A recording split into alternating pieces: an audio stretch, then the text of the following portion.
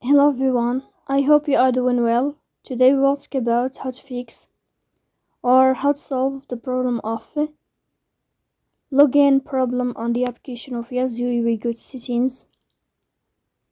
In this page, you will click on apps, default apps, app settings.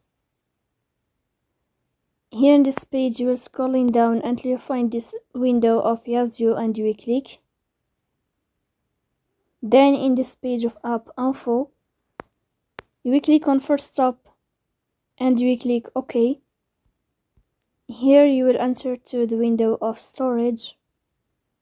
Then we click on clear cache. In the end, you can turn off your phone and you can wait a moment to restart your phone again to fix that problem. So that's all. Don't forget to support us by like and subscribe. See you next time and thank you for your watching.